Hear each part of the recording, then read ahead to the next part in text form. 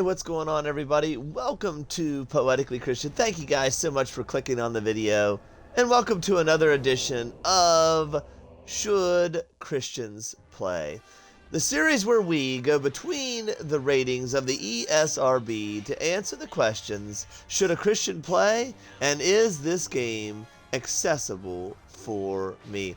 Hi guys, my name is Derek. I am a legally blind gamer and a preacher, and today we're going to be reviewing Star Wars Episode 3 Revenge of the Sith, which is available on your Xbox and PC through backwards compatibility, guys. You know how we do. If you like this kind of thing, guys, and you're watching on Poetically Christian YouTube, go ahead and hit the subscribe button and hit that little bell icon, and that'll make you aware the next time we make a Christian review just like this, guys. And if you're watching on Twitch, you can hit the follow button for free, and you'll be alerted and notified the next time I make a video as well, and you'll be able to join me when I am live. Yes, guys, if you like this kind of thing, help me out, as I see that most of you are not subscribed to the channel, and it would really help my ministry to grow immensely, guys. All right, with that being said, you guys know how we do. We review these games on two fronts. First of all, is the game accessible to play for someone that's blind and low vision, deaf and hard of hearing, and the motor disabled? And then, of course, we look at whether the game is accessible for someone as a Christian to play. How morally accessible is the game? But first, we'll get to that physical accessibility, and we're going to start with the low vision and blind, because that's the spectrum I come at things from. All right, so as far as the low vision and blind accessibility, well, as expected, a game from 2005 for the original Xbox, there is no menu narration, at least not on console. There might be some way of doing that through an app on a PC, workaround, but there is not on the console, which is what I'm playing it on, which is to be expected. But what we do have is we have dark backgrounds on the main menus here, and we have light writing on those dark backgrounds. So it makes a very nice contrast, and it has a little bit of a highlight behind what you are selected on. So that's a cool feature, which helps very much for someone low vision.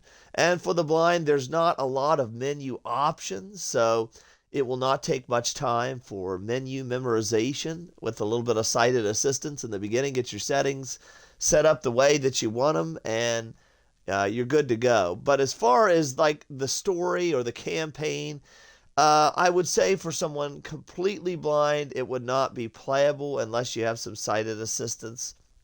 But for someone low vision, it is somewhat possible, although there are several occasions where it is kind of hard to know what you're supposed to do if you're not able to read those tips, those tool tips, or interactive things that you're supposed to do.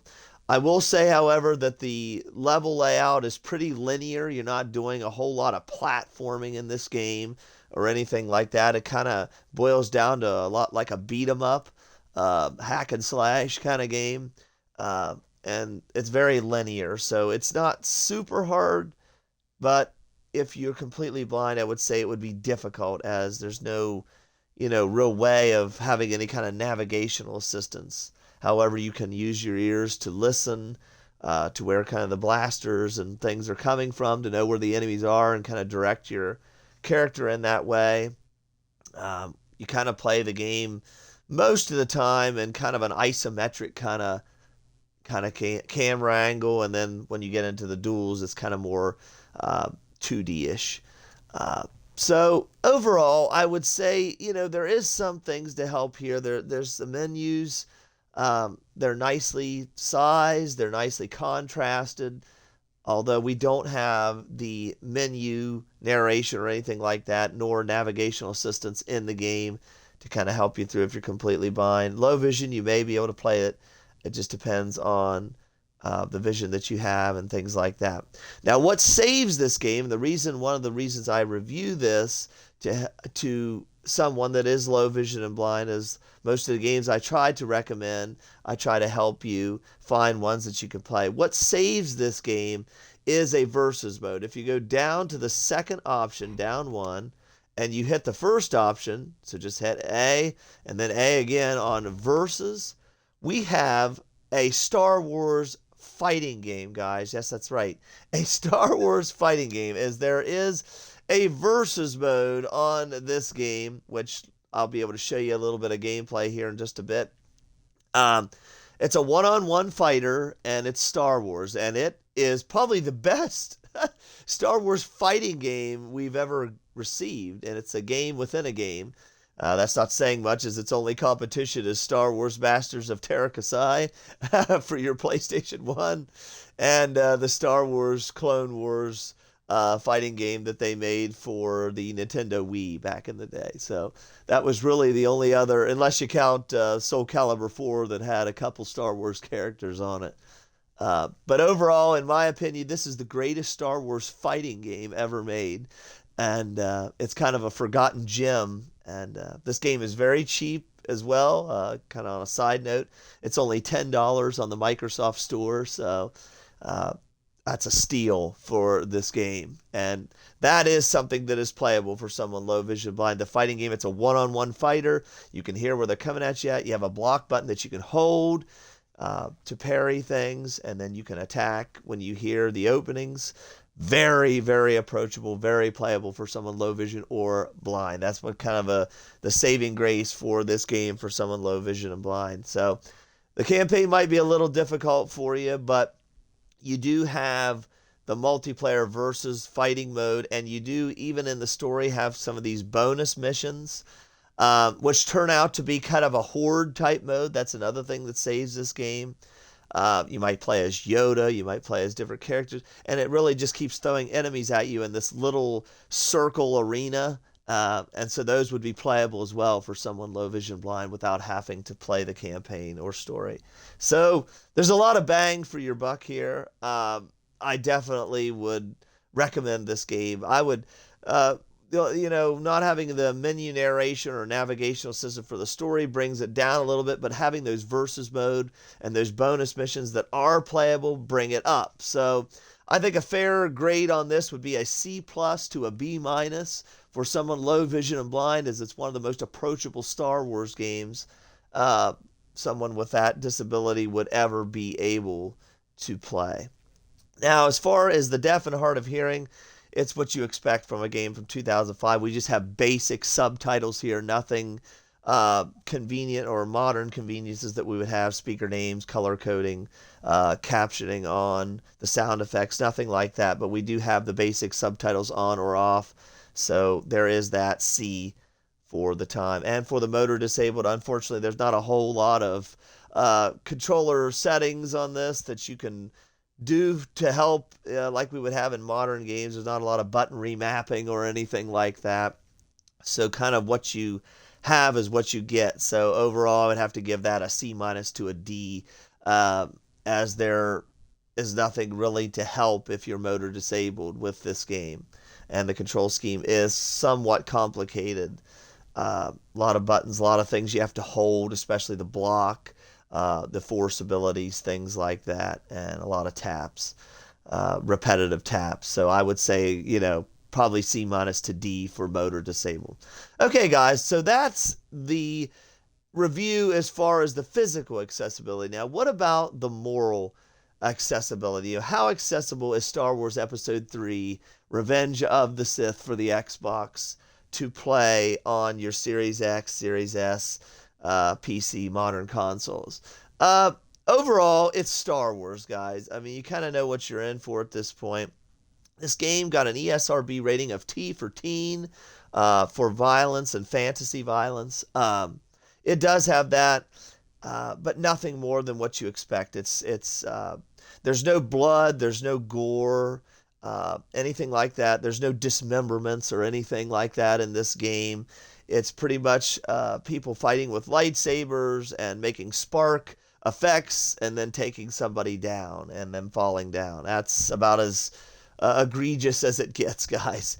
There's no language in this. There's no blasphemy or taking the Lord's name in vain in this. There's no sexual content to speak of, as both the male and female characters are fully dressed.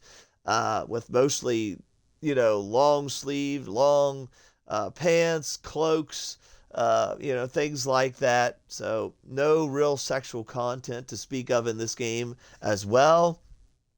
So if the mild violence from the Star Wars, the lightsaber battles doesn't bother you, I would give this an A for Christian moral accessibility. Nothing holding you back from playing this game.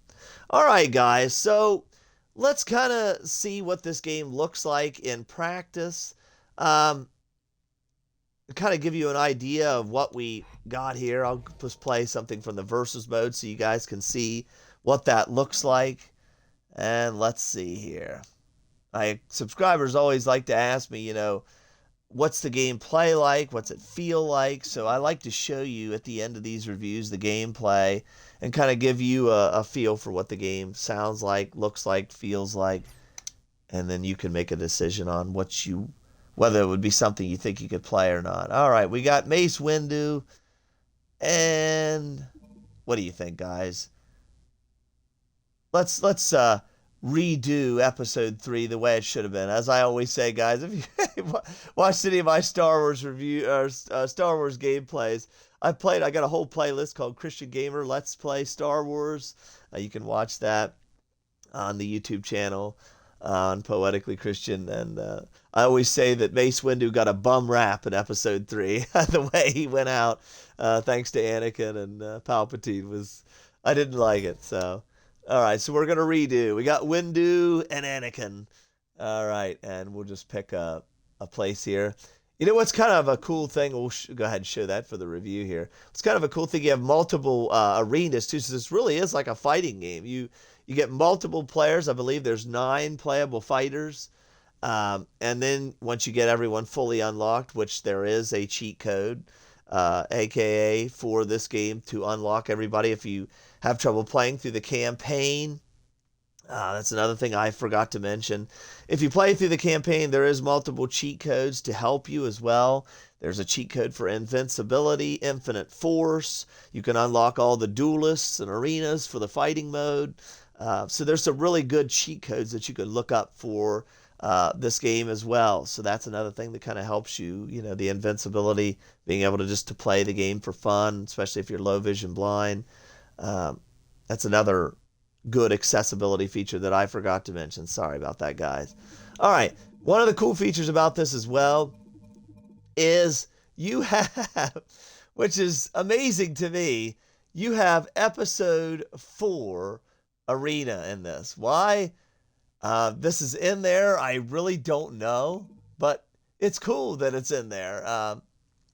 So that's one of the kind of the hidden features of this game as well. You've got episode 4 stuff on this as well. So we'll go ahead and, even though it's Anakin and Mace from 3, we'll go ahead and fight in episode 4, the Death Star Arena, guys.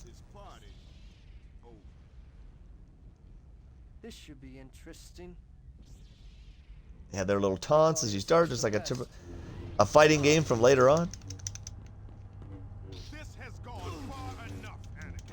You kind of 3D as you can move around, kind of like a Power Stone kind of game, or something like that.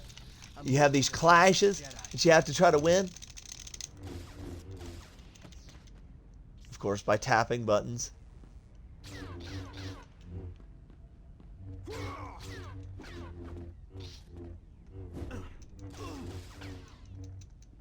You think you have a chance?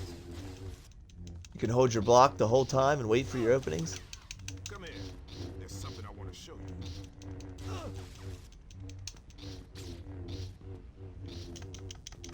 Come on, fight me. You have throws like that. Next time, stay home. Next time, stay home. And you have 2 rounds, just like a typical fighting game. If you hit the block at the time they swing, you parry it, I thought you'd do better than this. and you open them up.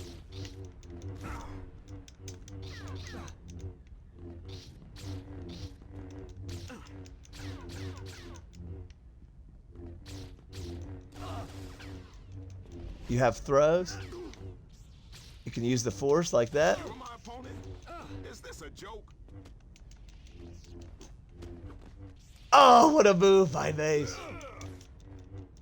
Don't force me to kill you. You ready for this? Pretty cool, guys. You ready for this, boy?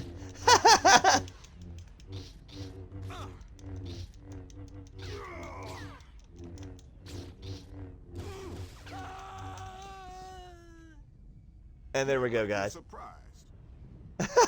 You act like you're surprised. I like it, guys. That's awesome. And episode 3 went the way it should have went. I know for storyline it couldn't have. But I just wanted to show you guys what that looked like. I hope this review has helped you. Yes, so for overall, Star Wars Episode 3, Revenge of the Sith for your Xbox. If you're low vision and blind, with the contrasted menus, the ability to play a fighting mode, have invincibility mode through a code, have infinite force through a code to be able to play through the campaign, even though you're not able to maybe see how to get through the game as quickly as you need to. You're covered. You got the, like I said, the fighting mode. You got the bonus missions, which are like horde modes you can play with or without. You cannot turn the code on for the fighting mode, however, but you can do it through the duels, through the story mode. So overall, it makes it a very approachable game with those contrasted and decent sized text on the menus. I give the game a C+ to a B-, as it's one of the most approachable Star Wars games you're ever going to find. For the motor disabled, unfortunately, there's not really much to speak of for button remapping or things, so it kind of is what it is. There's a lot of times where you have to hold buttons down. I know that can be difficult. So overall, I would have to give the game a C- to a D when it comes to motor accessibility. And when it comes to the deaf and hard of hearing, just basic subtitles, nothing that we would get in future games, so C. And for the moral Christian accessibility, T for teen, nothing in this game, no blood, no gore, no blasphemy, no taking the Lord's name in vain, no sexual content to speak of, and the violence is very mild, tame, and controlled. Overall, moral Christian accessibility, I give the game an A. This has been another edition of Should Christians Play, the series where we go between the ratings of the ESRB to answer the question, should a Christian play, and is this game accessible for me? If this has helped you guys, hit the subscribe button over on Poetically Christian YouTube along with the bell icon, as that alerts you the next time we make a Christian review, and it helps me with the algorithm, guys, along with giving likes, sharing, commenting on the videos. I like to get to know you all better. And if you're watching on Twitch, Poetically Christian Gamer, hit that follow button, guys, and you'll be alerted the next time I'm live. Till the next one, I love you, God loves you, and blessed wishes, guys.